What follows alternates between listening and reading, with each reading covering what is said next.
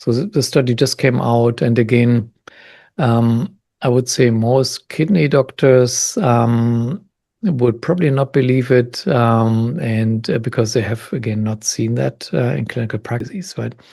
Most kidney doctors maybe don't really understand ketogenic therapy, and they're very afraid of it, and they believe it is somehow hard as even the best drugs for chronic kidney disease, and that's probably the group of what's called SGLT2 in disease. Even though those drugs do not achieve remission of chronic kidney disease, they only slow the progression. But in this study, we could show that ketogenic diet leads to remission of chronic kidney disease. So unexpectedly strong results.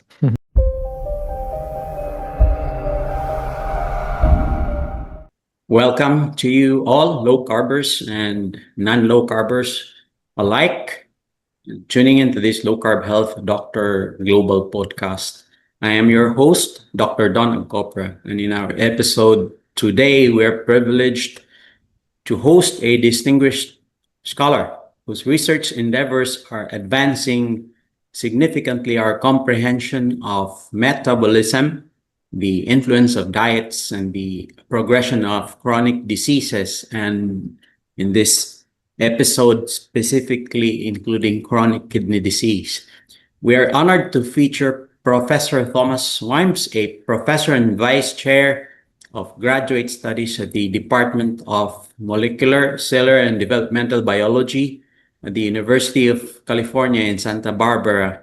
Professor Weimbs is not merely an academic, he is a pioneering researcher whose profound dedication is widely recognized, especially in terms of elucidating the fundamental mechanisms underlying metabolic health, diseases of the kidney, and the substantial impact of nutritional interventions. Professor Weimbs got his PhD in biochemistry from the University of Cologne in Germany, and he did postdoctoral research at the Department of Anatomy at the University of California in San Francisco. He has done extensive work, particularly concerning Polycystic Kidney Disease, or PKD, and the therapeutic potential of ketogenic diets. This has garnered international acclaim and is actively expanding the frontiers of our understanding with regards to nutrition as a potent way of restoring and maintaining our health. With a foundation deeply rooted in rigorous scientific inquiry, Professor Weimbs offers a distinctive perspective that makes him capable of bridging foundational scientific principles with practical applications related to enhancing human health. He also founded and is the current President and Chief Scientific Officer of Santa Barbara Nutrients.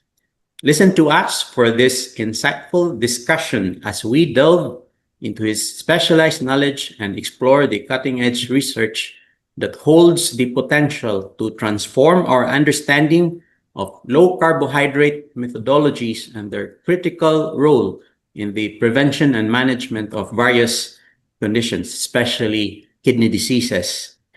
Professor Weimbs, we extend our heartfelt gratitude for accepting this invitation, and I eagerly welcome you to this Low Carb Health Dr. Global podcast.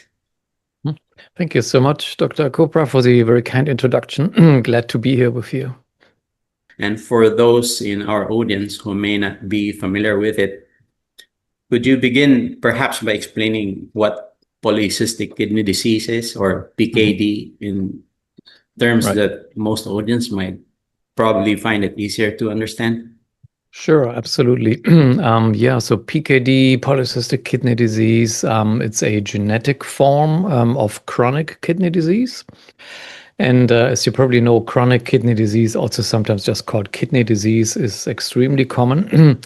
So in the US, for example, chronic kidney disease affects 14% of the population.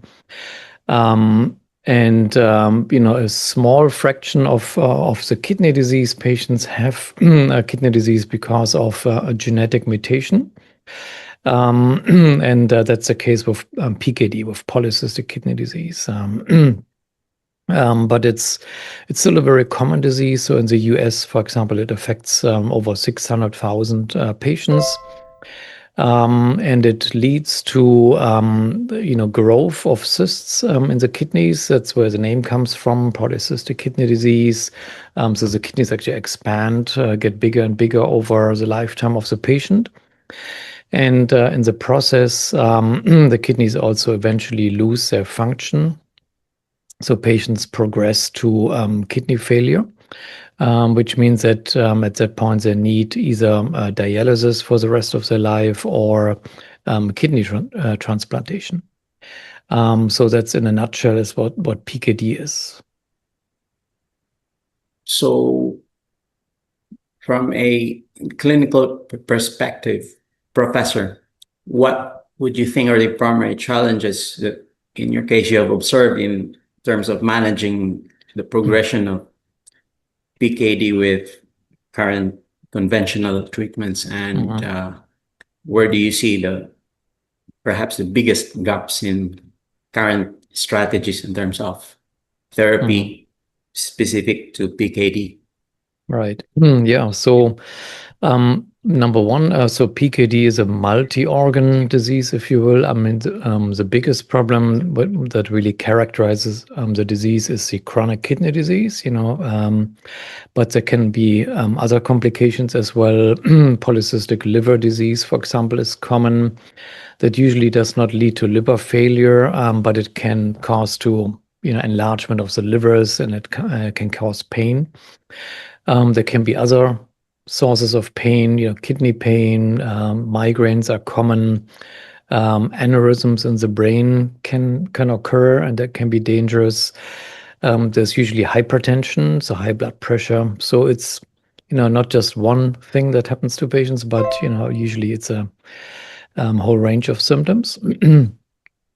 And conventionally, PKD has been treated just essentially like any other form of chronic kidney disease. So it's essentially just being managed. The symptoms are being managed. There's only one approved drug that's available. That's a drug called tolvaptan. That has, so it does not stop the disease, it does not reverse the disease, it only slows the progression a little bit. And unfortunately, it comes at the expense of adverse effects. So there is, so patients on this drug experience what's called polyuria. So they have to go to the bathroom very, very frequently. They drink a lot of water, like 10 liters of water at least per day. And there can be toxicities, liver toxicity, for example. And the drug also costs a lot of money. So the list price in the US, for example, is something like $150,000 or $200,000 per patient per year. So that puts it, yes. So that puts it out of reach, of course, for many patients, if their health insurance does not cover it, or they don't qualify. And of course, in other countries, it tends to be often not available. So I think the whole field would agree that we cannot stop there, and we need much better treatment options, and that's kind of what our research has been all about. So we have already come up with what I think is are really good management and treatment options, probably better than the pharmacotherapy that's out there. So I also have been following your work for quite some time now, and I've realized that you and your team, the research that you've done often highlights the metabolic underpinnings of PKD. And I'm just curious, how did you come across the metabolic interventions for PKD in your research, and specifically, for example, ketogenic metabolic therapy for PKD? Right. Yeah, great question. So it was a bit of an accident. So in my lab, at the University of California in Santa Barbara, we've been studying PKD for 20 years, or actually 25 years now. And so we've been doing what's called preclinical research. So everything is based on, like cells in a petri dish and, test tubes and mice and rats with polycystic kidney disease. And we have been studying a particular pathway that we had discovered as a driver of PKD progression. That's the so-called mTOR pathway. Maybe some of your listeners might be familiar with it. And we can stop PKD progression using a drug that can inhibit mTOR, for example. So we could show this already many, many years ago in mouse studies that this works very well. But this did not really translate well to patients, to humans with PKD, because these drugs, these mTOR inhibitors, are very, they're kind of hardcore immunosuppressive drugs. So they have all kinds of effects outside of the kidney that one does not want. And you cannot really treat patients with very high doses of these drugs for long periods of time. So the clinical trials that were done essentially did not lead anywhere. And then we had, or actually a student in the lab had thought about the possibility of inhibiting this particular pathway with nutritional means, because the mTOR pathway is not only controlled by growth factors, but also by the nutrient status and the energy status of cells. So he reasoned that, if he just puts mice with polycystic kidney disease on a low caloric intake regimen, so essentially he just gave them less food to eat, he could affect mTOR in the kidney. So that's so I did not know that he was doing this actually, and he just did it. Luckily, he didn't ask me, because I would probably have said, "This is never going to work. Don't waste your time." So he did it anyway, and came up with the results to me one day, and found, to everyone's surprise, that a caloric restriction regimen, only actually very mild food restriction, had a very profound impact on the progression of polycystic kidney disease in these mice. So it essentially stopped the progression of the disease, but it has otherwise no adverse effects on these mice. So they were happy and healthy, and they're running around in the cage just fine. But would you mind me asking, when was this? When about was this in early?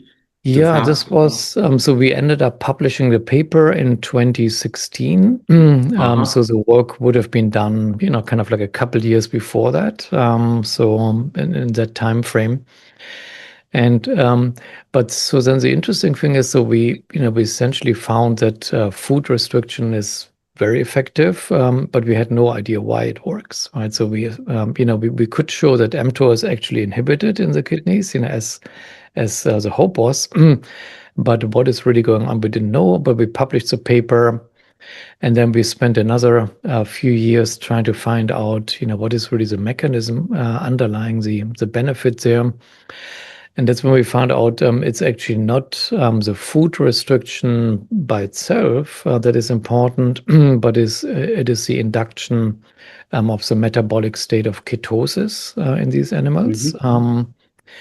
And that we can do by food restriction, but also by something like a ketogenic diet, that you're very familiar with, and I'm sure many of your listeners as well. So even a ketogenic diet was even more profound in stopping the progression of the disease, and even reversing the disease. So that was something unexpected, that we could put polycystic kidney disease into a remission in mice and rats with a ketogenic diet. And actually even more surprising was the outcome of an experiment where we supplemented these animals just with the exogenous ketone beta-hydroxybutyrate. So that's something that maybe some of your listeners also know very well, that when the body is in ketosis, our liver makes ketones. That's where the name comes from. And the main ketone is called BHB, or beta-hydroxybutyrate. So the liver makes a lot of beta-hydroxybutyrate when we're in ketosis. But you can also supplement with BHB, right? So, and it's actually available on, you can buy it on Amazon and so on. So we supplemented these animals with exogenous beta-hydroxybutyrate, and it replicated the beneficial effects of a nutritional ketosis. So that was, again, surprising. I did not expect that.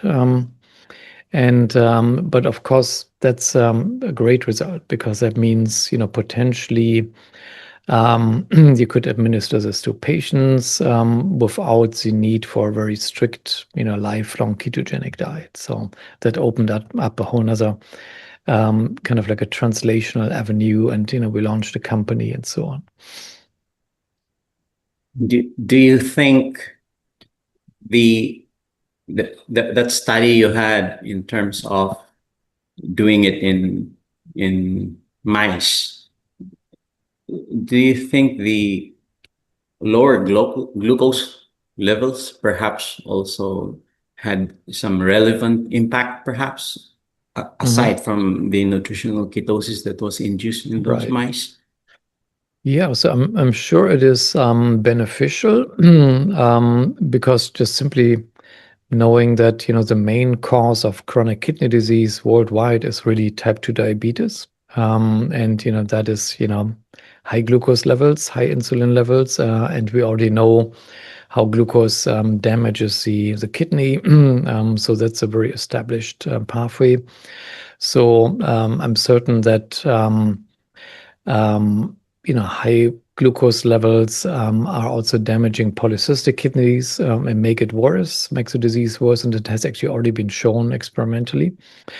However, interestingly, it seems that the exogenous ketone administration is beneficial even independent of glucose levels, because we can, in animals, we just supplement animals on top of a normal rodent chow, and rodent food is always very high carb, so they're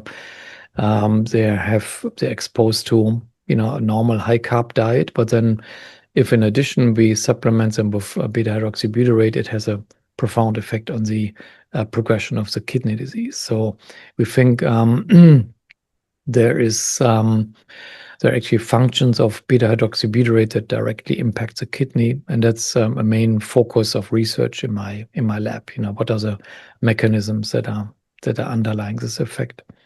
Hey everyone, I'm Dr. Don, a co-author of Low Carb Health MD and lowcarbneurologist.com. It is my passion to help you live your longest and healthiest life. That's why we created Keto Metabolics, a comprehensive platform designed specifically to help you in your journey towards optimum longevity and health. And that means increasing your lifespan and health span. At Keto Metabolics, you will find so much more than just information. This is a hub where we dive deep into metabolic health through online courses, engaging webinars, and interactive workshops. Whether you prefer learning at your own pace from home or joining us for face-to-face presentations, Keto Metabolics brings you the science-backed strategies and practical tools you need to optimize your metabolism. This isn't just about weight loss. It's about empowering yourself to control your diabetes, hypertension, as well as avoiding all other deadly complications of insulin resistance and metabolic syndrome, such as heart attacks, strokes, kidney failure, and cancer, among many others.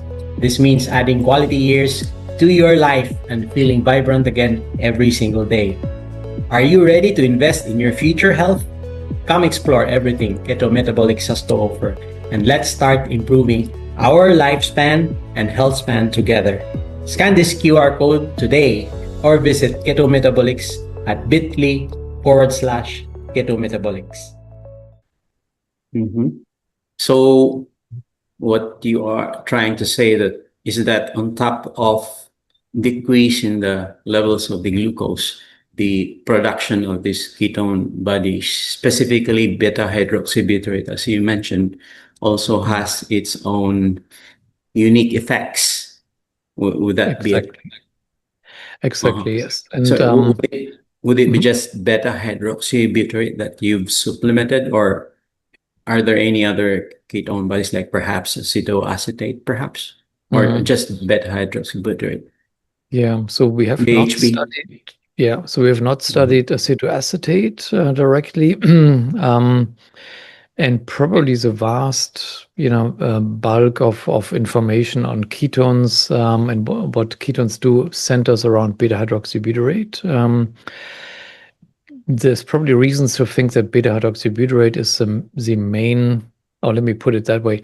So the ketones, the one major function of ketones is, of course, for them to be energy carriers, right? So they supply tissues and cells with energy instead of, the blood sugar.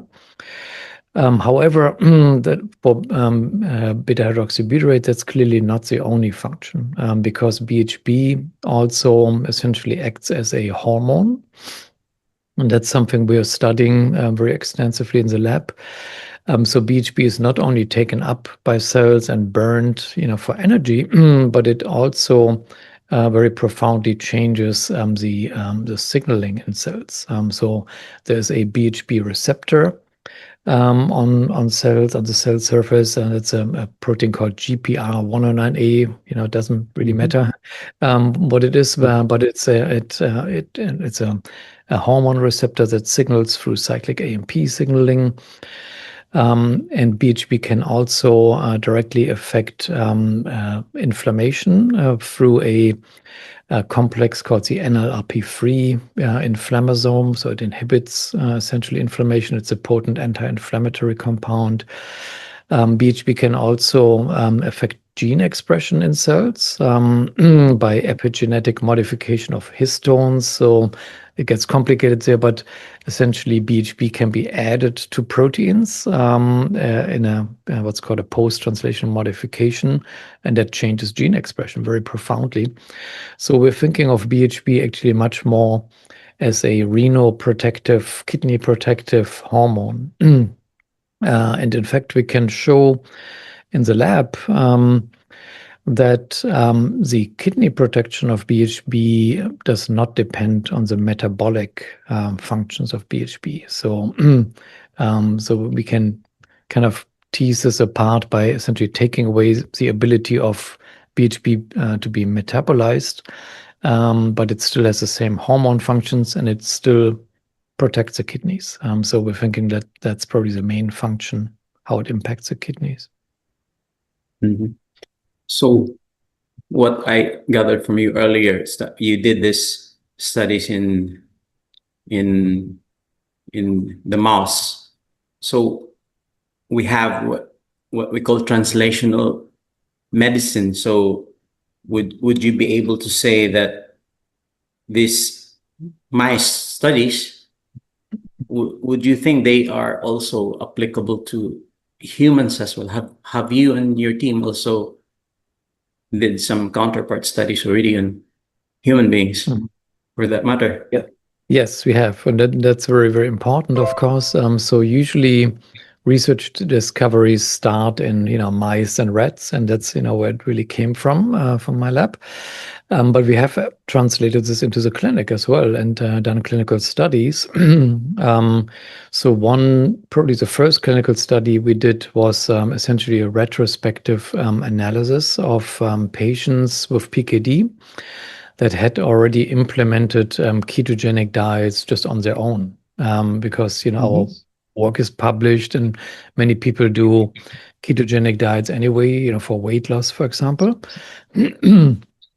So we were able to identify 131 patients with PKD. Excuse me. And those, excuse me, those patients had already, implemented ketogenic diets for an average duration of 6 months.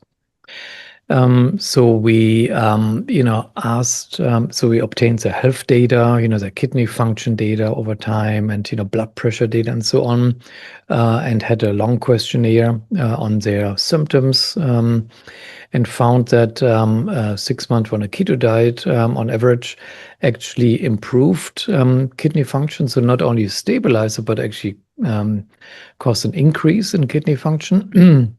Which is unheard of in polycystic kidney disease. That's known to be a progressive disease that only gets worse over time. But these patients reported statistically significant increases in their kidney function. They also reported improvements in typical PKD-related symptoms, kidney pain, for example, and other symptoms, and hypertension was improved. So that paper was already published a few years ago, and then based on this, we collaborated on a what's called a randomized controlled trial, which is kind of the top level of clinical evidence, in clinical studies.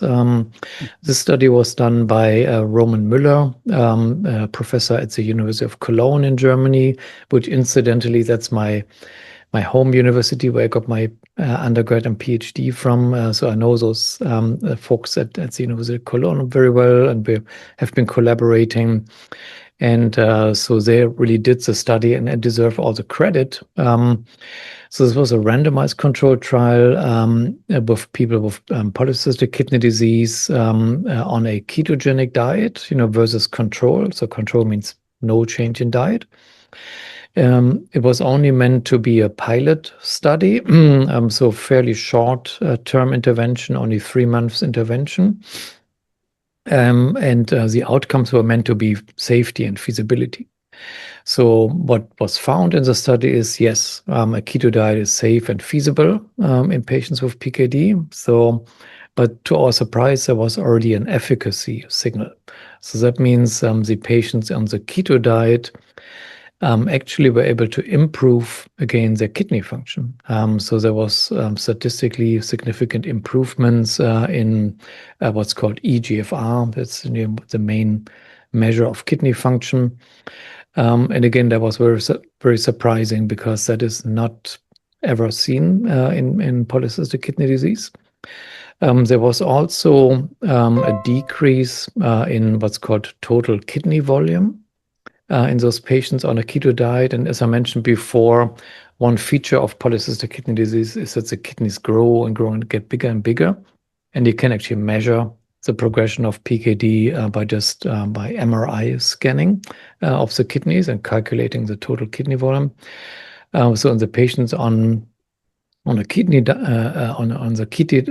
diet, there was a statistically significant decrease in total kidney volume. So again, very unexpected. That's not something that happens normally in with normal management of the disease. So, so this study was already published about 1.5 years or so ago. Surprising to everyone in the field. I think most nephrologists don't believe it. Most kidney doctors don't believe it because they have never seen that themselves. And of course, now we're doing additional studies, longer term controlled studies that are in progress and as well as starting. So that study was exclusively done among patients with PKD only. Am I correct? Yes, that's correct. Right. So they did not include other chronic kidney disease patients of other etiologies, for example, those Right. arising out of hypertensive and diabetic nephropathies, perhaps.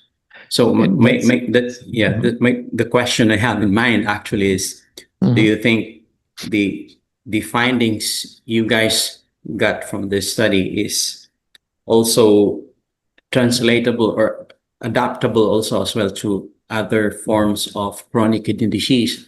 We all know for a fact that the greatest volume of chronic kidney disease now is mostly coming from the metabolic syndrome complications from hypertension and diabetes. Right. What's your comment about that? Great question. And I think the answer is yes to your question. And in fact, we published a study. So I was a co-author on a study. The study was done by Virta Health. And the paper came out about a month ago. So it's very fresh, very new. Came out in Frontiers in Nutrition. And you may, maybe some of your listeners may be familiar with Virta Health. That's a company based here in the US. They're targeting type 2 diabetes with a remotely administered ketogenic nutritional program that they have developed. They already have many, many patients. I think over 100,000 people with type 2 diabetes have gone through the program. They're seeing very high remission rates. So patients can put their type 2 diabetes into remission using this program. So they're very successful clinically with this approach. And of course, as you said, a major complication of type 2 diabetes is chronic kidney disease, right? So not surprisingly, many patients that have gone through the program also have chronic kidney disease and had chronic kidney disease. So they looked at a previous study that they had already previously published to identify patients now with chronic kidney disease that have gone through their ketogenic program, and crunched the numbers, and they invited me to collaborate with them, which I was very grateful for. But the results are just very stunning. So there was, again, a statistically significant increase in kidney function in patients going through the ketogenic diet program, which again is not something that happens in normal clinical management of chronic kidney disease. So these patients were actually able to improve their kidney function. So not only stop the progression, but improve it. And interestingly, the degree of improvement was associated with the kind of level of adherence to the diet. And the good thing about ketogenic diets is that you can objectively measure how well a patient adheres to the diet by just simply measuring the blood ketone level, right? So the blood level of beta-hydroxybutyrate. So this was done in the study, and we could stratify the patients by the level of adherence. And the patients that were able to adhere the best and had the highest levels of blood BHB, they actually showed the greatest improvement in kidney function, which is, again, suggests that BHB is, maybe a very important factor in the kidney protection there. So the study just came out, and again, I would say most kidney doctors would probably not believe it, and because they have, again, not seen that in clinical practice. Even the best drugs for chronic kidney disease, and that's probably the group of what's called SGLT2 inhibitors, and they're now very widely prescribed to patients with chronic kidney disease. Even though those drugs do not achieve remission of chronic kidney disease, they only slow the progression. But in this study, we could show that ketogenic diet leads to remission of chronic kidney disease. So unexpectedly strong results. Yeah, that's great to know. I'd looked that up. It says that got published a month ago. Yes, yes, in June. Yes, I believe. Yeah, I'll put the link to that in the show notes below. So I also am aware of this paper written by Dr. David Unwin in the UK and his colleagues about improvement in renal function among their own set of type 2 diabetes patients. I think you've heard of that probably. Yes. So I think that should also more or less be another evidence perhaps of improvement in kidney function, much like that Virta Health study that you mentioned a while ago. Right. Yeah, absolutely. Yeah. So David Unwin, as you said, he published maybe the first paper really on on the outcomes of ketogenic approach on chronic kidney disease. And the fascinating part of that is that this is real life data, real life data from a practicing physician who has treated many people with type 2 diabetes with a low-carb ketogenic diet, and essentially just reported what happened to their kidney disease, right?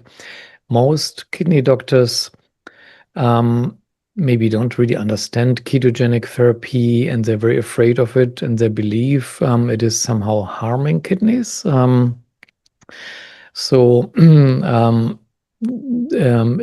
would probably have expected that a ketogenic diet worsens chronic kidney disease. Right? That's the general expectation amongst nephrology professionals.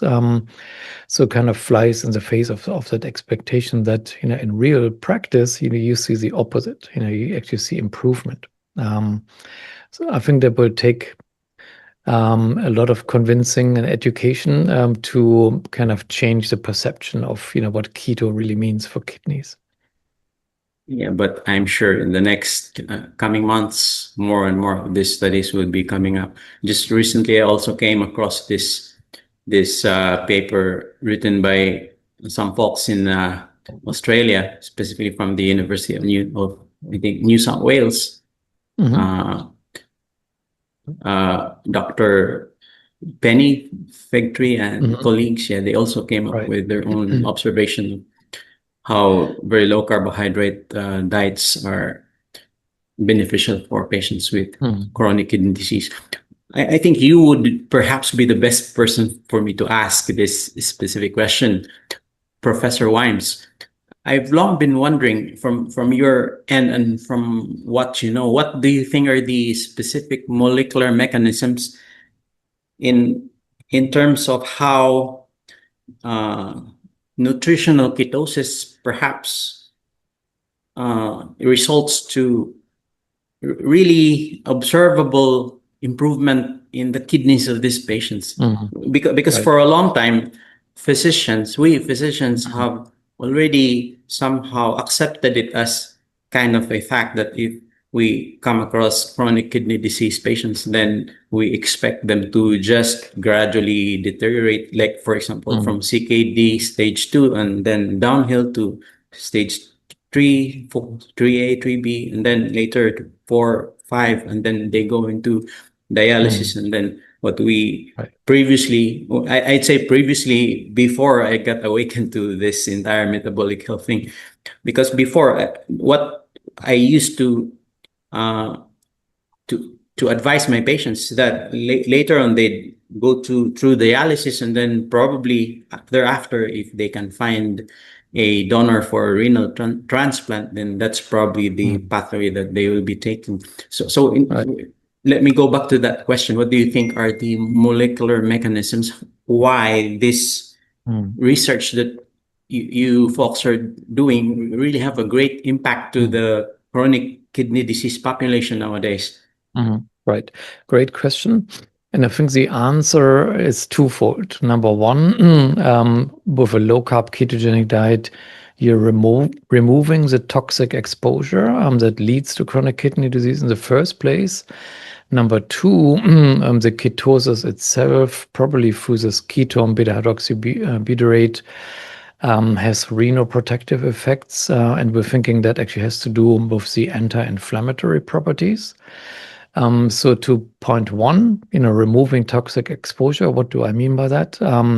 We already know what is causing most forms of chronic kidney disease in the first place, right? So the type 2 diabetes, the very high, persistently high glucose levels, high insulin levels leading to hypertension, chronic inflammation, but so this is all kind of connected to each other.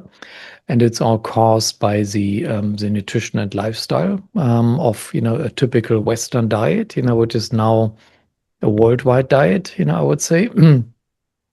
So this harms the kidneys on several levels. Right? So the high glucose levels, for example, can modify proteins in the kidneys, cause vascular damage. That's one effect. The hypertension obviously has injurious effects on the kidney.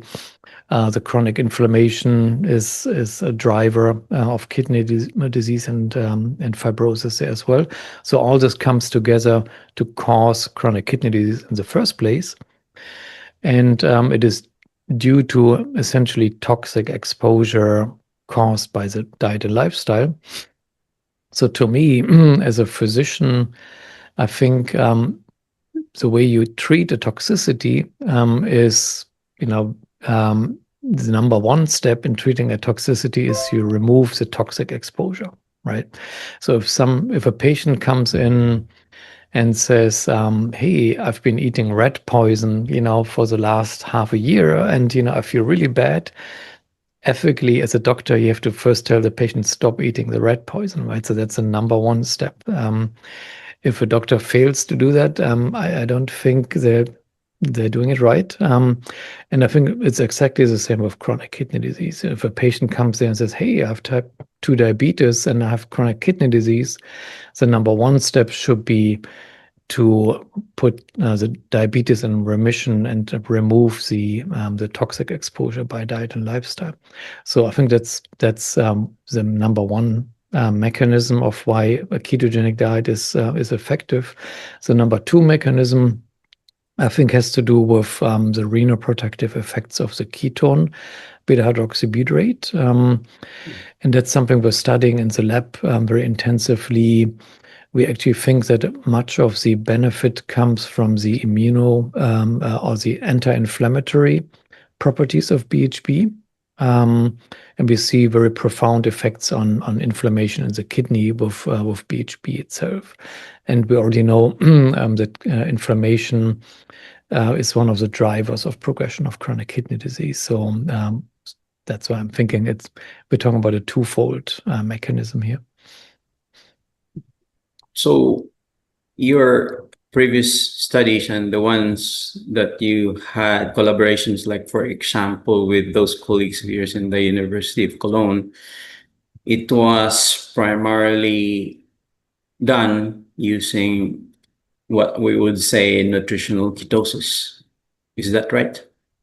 And Yes. then using a ketogenic diet. So it did not involve exogenous ketones, right? Right. So have you done studies that integrates exogenous ketones on top of, like, let's say the standard American or the standard global diet, perhaps, which is currently rich in carbohydrates, and how does that fare? Like you integrate exogenous ketones. Right. Yes. Great question. So you're right. The already published studies did not include exogenous ketones, but we have actually created what's called a medical food. So kind of similar to a supplement that is really tailor-made for people with chronic kidney disease. And contains the exogenous beta-hydroxybutyrate. So that's something we've done through a startup company out of the university. As you mentioned in your introduction, I'm the president and chief scientific officer of the company. It's called Santa Barbara Nutrients. We've created this medical food called Ketosis. That's a combination of exogenous beta-hydroxybutyrate together with alkaline citrate. And it's already has been on the market for about 3 years, and many people with polycystic kidney disease have been taking it. And we have a lot of anecdotal data from patients, but we also have studies. So we have actually used this medical food in conjunction with nutritional therapy, so with a ketogenic diet, essentially. And we've used that in a nutritional program that we have created called the Renew program. So Renew stands for renal nutrition, and it also rhymes with, you renew your kidneys, essentially. This program is a remotely administered educational program where patients, sign up and over the course of 3 months, learn how to implement a kidney-safe version of a ketogenic diet together with this exogenous ketone. So by now, over 200 people with PKD have already gone through this program. I would say many with like really good success. And we actually have another paper that just got accepted, isn't out yet in final form. It's also in Frontiers in Nutrition, where we are reporting on the outcomes of patients that have gone through the program. And again, same result. We see statistically significant increase in kidney function. We see improvement in kidney pain, in migraine pain levels, and many patients are able to reduce or completely stop their blood pressure medication, which is usually that does not happen in PKD. So that study is already out, I think, on the journal as an abstract. So I'm hoping the full version will come out soon for everyone to take a look at. We also have one large clinical trial in full swing.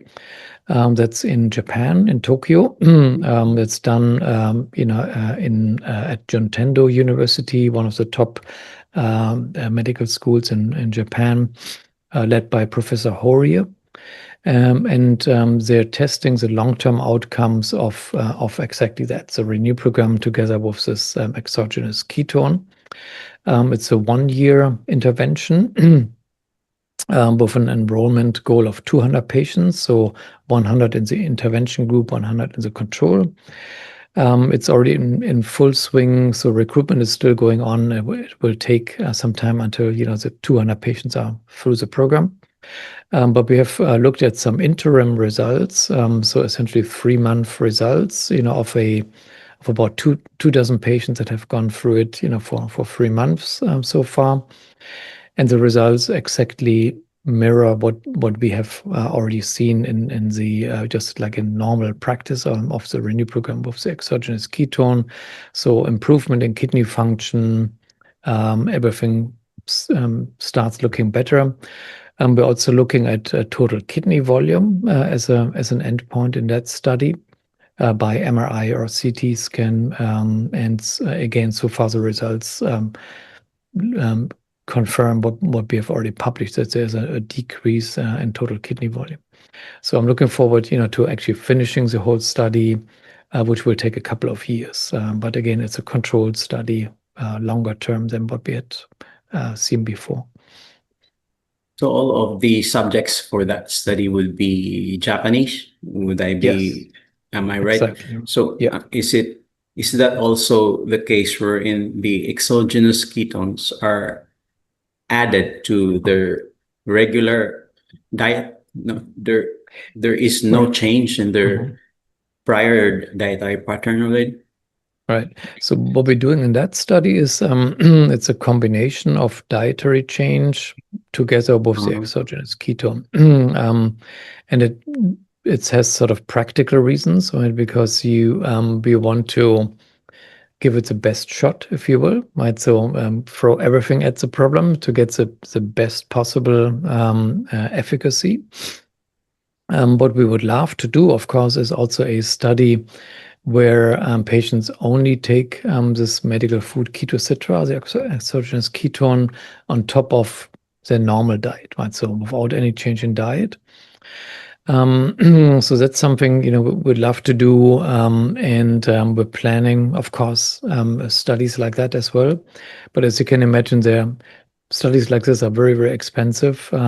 So we had actually applied for an NIH grant, and the price tag for a study like this was about $4 million, to just do it on a still very small scale with, I believe, something like 88 patients. So as a small startup company that has a very inexpensive product, with a tiny, profit margin, but there's no way we could actually run a study like this, right? So a $4 million study. So this depends on public funding. So hopefully one of these days that will happen, that we actually get the funding to do a study like that. So am I correct in assuming that the dietary intervention for that study in Japan is ketogenic diet, then Yes, with exactly. exogenous ketones? Exactly. Okay. Yeah, it's both together. Right. So going towards that direction, what I have in mind is from your perspective, Professor Weimbs, would there be much of a difference between, let's say, making a patient assume the state of nutritional ketosis using a ketogenic diet versus exogenous ketones? Would one be superior over the other, or do you think they would more or less have the same outcomes? What do you think? So I'm thinking, so, like I said, this product Ketocitra containing exogenous ketone is already available. And I never recommend to patients to only take this. And for the simple reason that, as you know, people are humans and they rather pop a pill than changing their diet, right? And cleaning up their diet. And, I understand that. And, dietary changes can be difficult. But what I don't like to do is just tell people, here is, a powder, a magic powder. Take it, and then you have a free pass to eat whatever junk you want, which I think that is not a good message to give to a patient, right? So, and unfortunately, that often happens with normal pharmacotherapy, right, in clinical practice, right? So, a patient with type 2 diabetes, let's say, gets metformin from their doctor, and they're essentially, the implication is, oh, you just have to pop this pill and keep eating whatever you're eating, right? That is a missed opportunity, I think, to actually have a real impact. And so what a doctor should do is saying, okay, here's your metformin, and I want you to implement these 10 different steps, to clean up your diet and lifestyle. And actually guides them through it and gives them concrete ways of, how to do this, right? And that's almost never done, right? So I don't like that. So I rather tell people, okay, start with the exogenous ketone, the Ketocitra, but then here is like 10 things you should do, and work on one at a time. And here is an educational program we can sign up for that teaches you the ins and out of it, so to give people really options and guides them along the way. So I think by just taking the exogenous ketone, I'm sure there is going to be a benefit. But if somebody takes it on top of, and then keeps, drinking their soda and eating the cake all day long, and, the donuts and this and that, I think they're sabotaging their health, and, maybe they're taking one step forward, but 2 steps backward at the same time. So I'd rather tell people the whole, the whole package. Mm-hmm. So I gather this renew feeding or nutrition strategy that you mentioned earlier. I somewhat encountered I think in my past readings that you and the folks running this is advocating for a plant dominant ketogenic diet. Am I right? Yeah. So right. So that's how it was. Would you mind expounding why so, and what would be the major difference between probably plant dominant versus a meat-based ketogenic diet then? Right. Yeah, so we're trying to go away a little bit from the term plant dominant, because it's usually completely misunderstood, and people think, oh, this is a vegetarian or even vegan diet, which really, that's not what it is. And I don't think a vegetarian and vegan diet is really beneficial in kidney disease. So the reason to call it plant dominant initially was to kind of set it apart from sort of like a meat-based, meat-only or carnivorous ketogenic diet. And that has maybe to do again with perception, right? So if a doctor hears ketogenic diet, they're thinking carnivore diet, right? So that is somehow ingrained in people's thinking. They're saying, oh, my patient will then only eat bacon and meat all day long. That can't be good, and they will immediately shut down. So the point was to say, yes, you can eat all these animal products, but you don't forget about the veggies. But since it's, the term plant dominant or plant focused is usually misunderstood also. And then people think, oh, I have to be vegan. That is also not good. So we're trying to just make it more neutral now and essentially meet people where they are. And some people coming into the program, for example, are vegetarians, and maybe for religious reasons, for whatever reasons. So, okay, we can meet them where they are. You can still do a ketogenic diet in a kidney-safe way as a vegetarian. That's possible. But some people come in, as carnivores, let's say, and they say, oh, I could never not eat my beef or whatever it is, and we can still meet them where they are and essentially make it work. So I would maybe call it an omnivorous, approach. So to just really meet people where they are.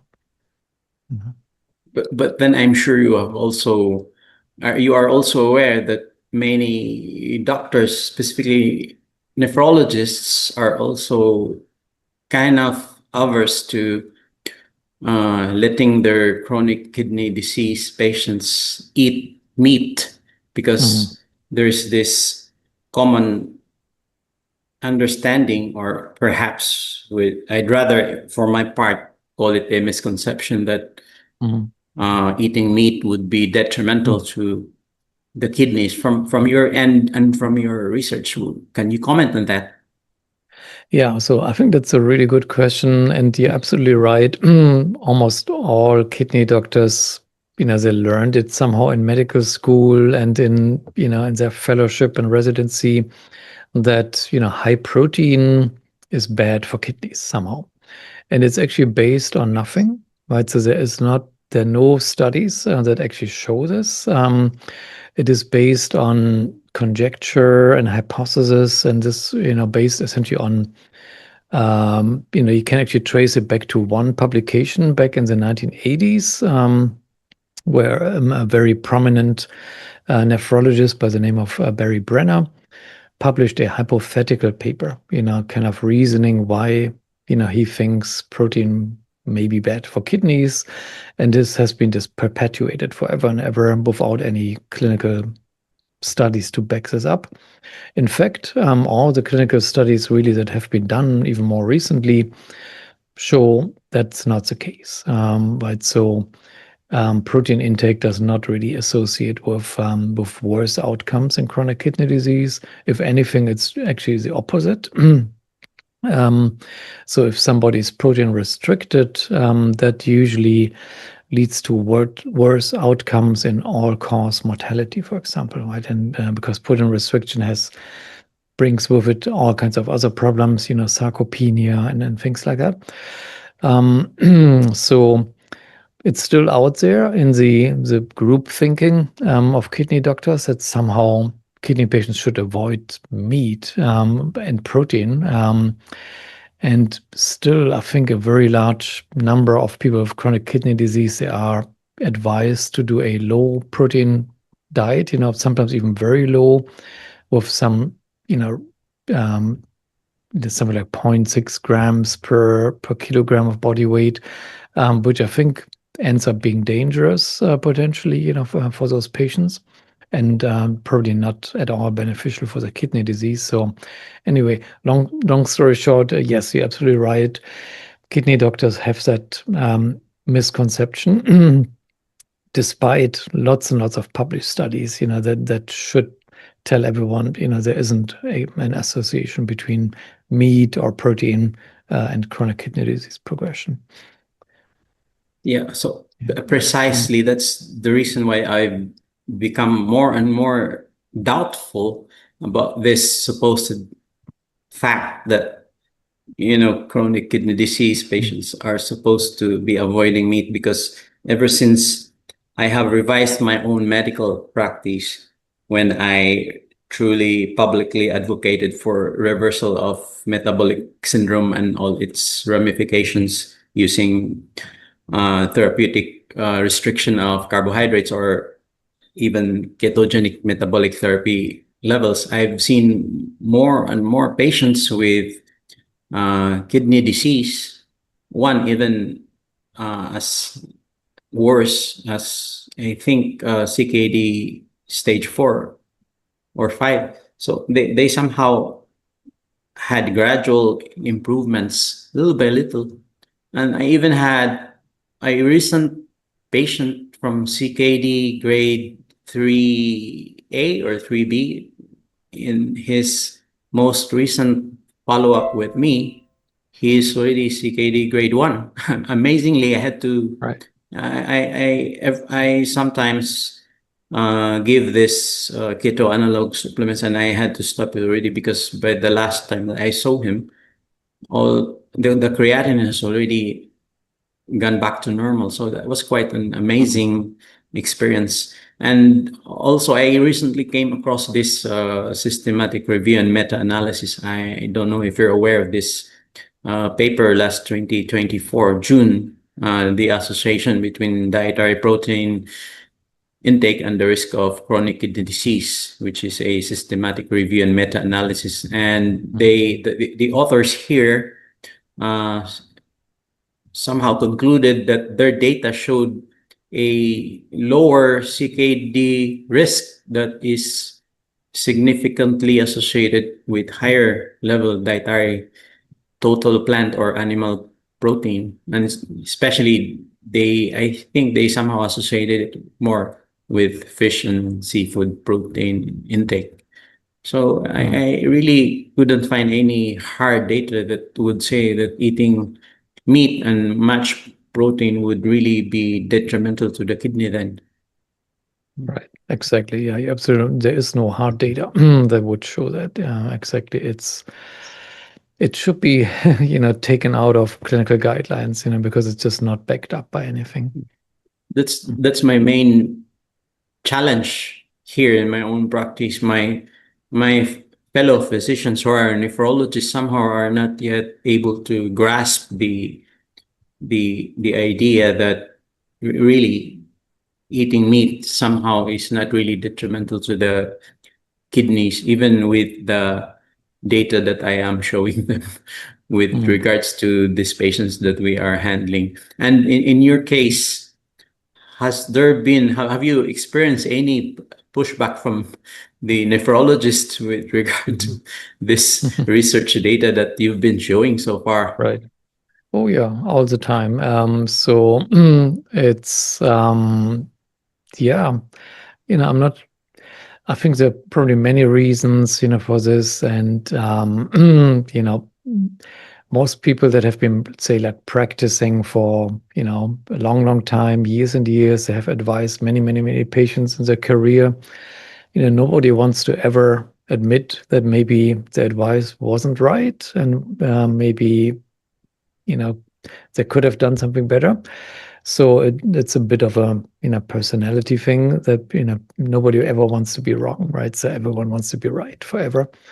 But also, of course, as you know, medical doctors usually have very little training in nutrition and metabolism, in medical school and beyond.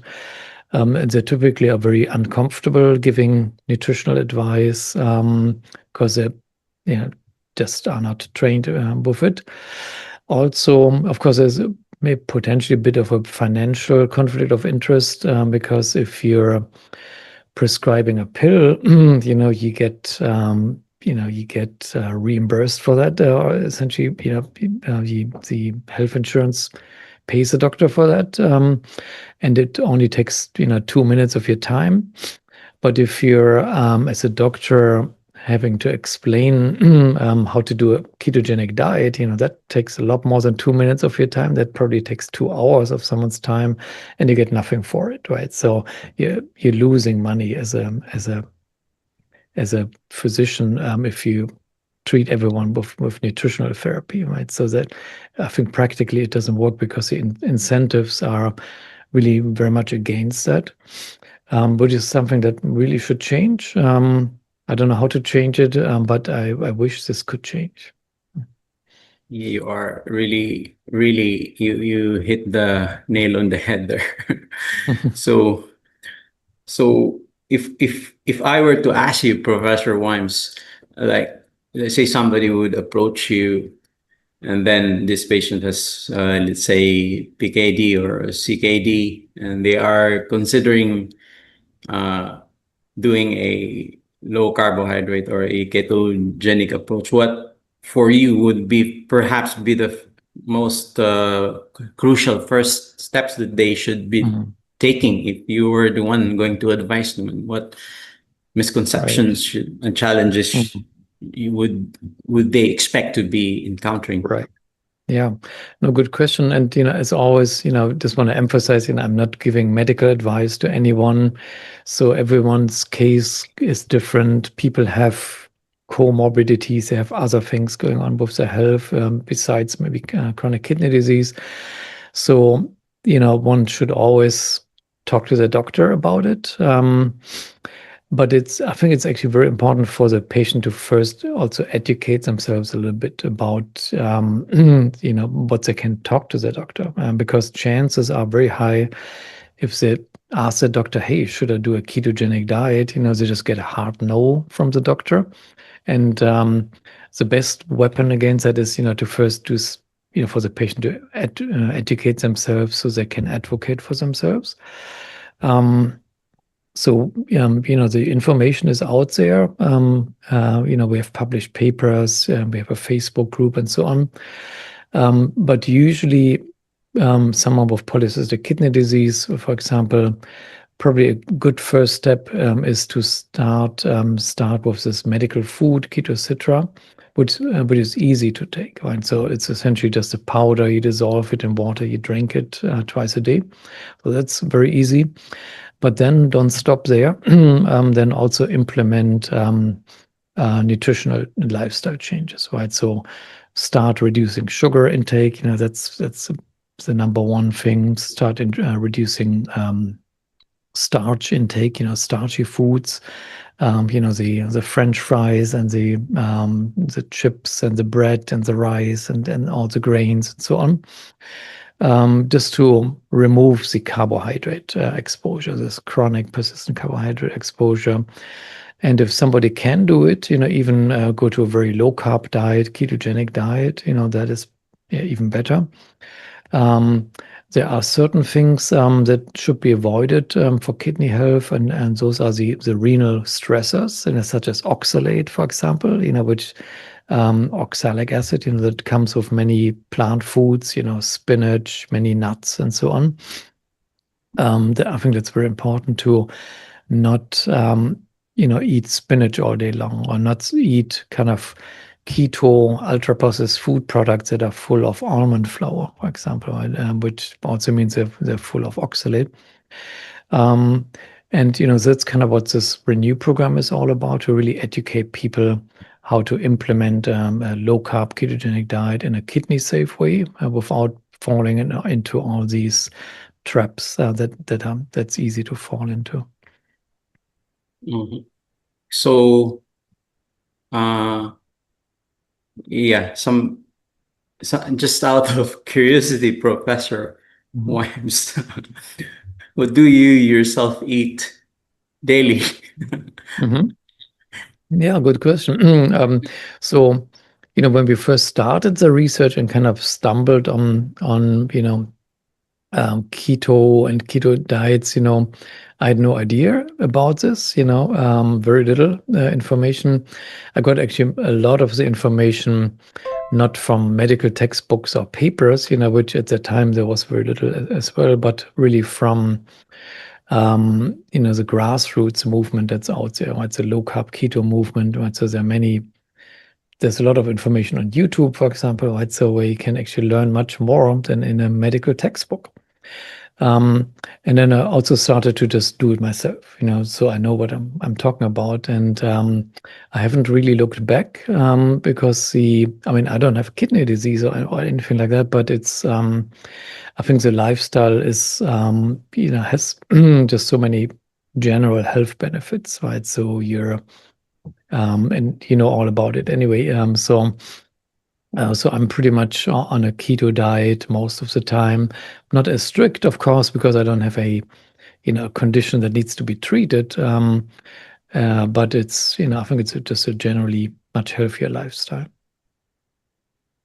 Because I think you being there in the Department of Molecular Developmental Biology in University of California, Santa Barbara puts you in a really unique position in seeing this chronic kidney disease and PKD in a unique perspective as a researcher. So from your end and from your perspective, Professor, looking ahead, what do you think are the most exciting frontiers in the current research and in the future, perhaps? And also, what probable message of hope or practical advice would you be able to offer from your unique perspective today to not just patients, but also to clinicians and doctors worldwide handling kidney patients?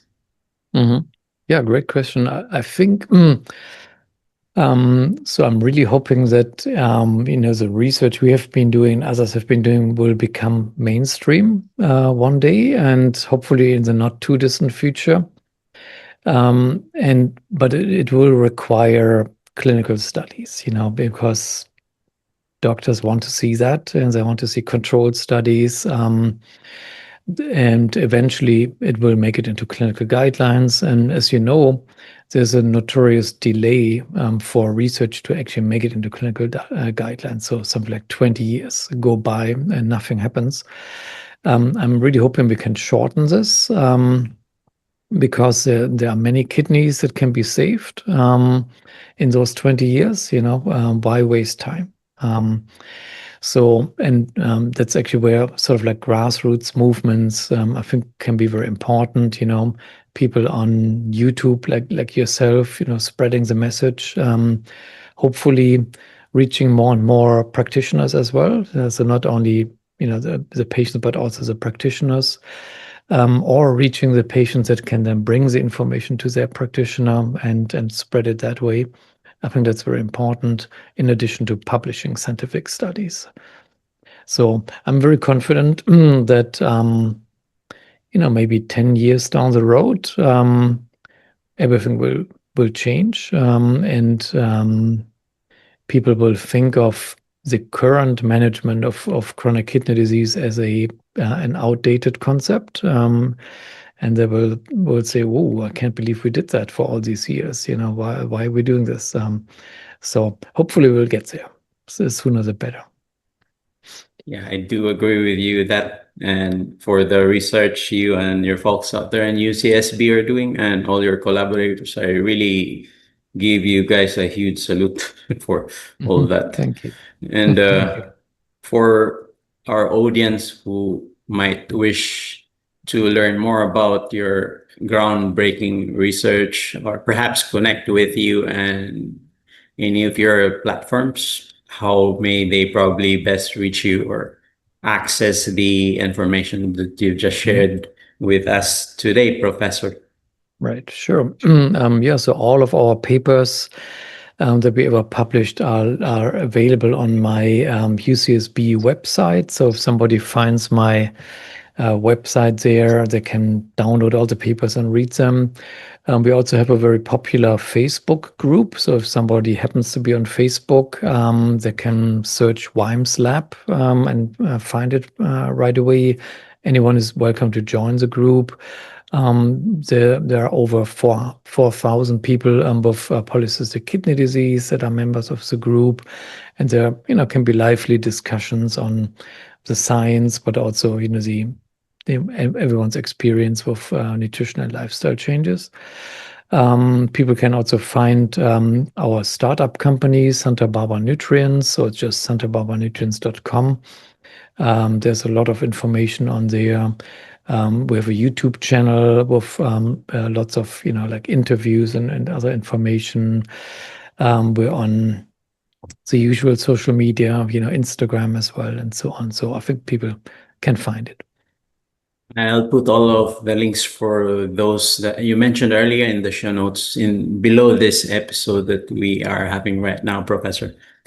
And just something that came out of my mind are those other kidney disease patients, like CKD patients with perhaps diabetes and hypertension. Are they also free to join that group that you mentioned earlier, not just PKD patients? Right. Yes. Yeah. So you're referring to the Renew program, I'm guessing. Yeah. So the Renew program and that Facebook group that you mentioned. Yeah. The Facebook group, for sure, anyone can join. But also the Renew program, that's actually a good question. It's currently offered for people with polycystic kidney disease. However, we really want to expand this to anyone with chronic kidney disease. So I would say stay tuned, and we will probably very soon offer this to people with like diabetic chronic kidney disease, for example, hypertensive and so on, because I think the exact same approach is going to be just as effective in any form of chronic kidney disease. So that is, one of the immediate next steps we're trying to take. Okay, so I think with that, I basically got everything that I really am curious to ask you in this episode, in this Low Carb Health Doctor episode, Professor. And I really thank you very much for giving us your time to actively join this episode for my Low Carb Health Doctor Global podcast. So thank you very much for thank you. this. Yeah, thank you for giving and us all the things that you have shared in this episode with me and all of the listeners tuning into this podcast episode today. Again, thank you very much, Professor Weimbs. My pleasure. Thanks for doing this. Thank you.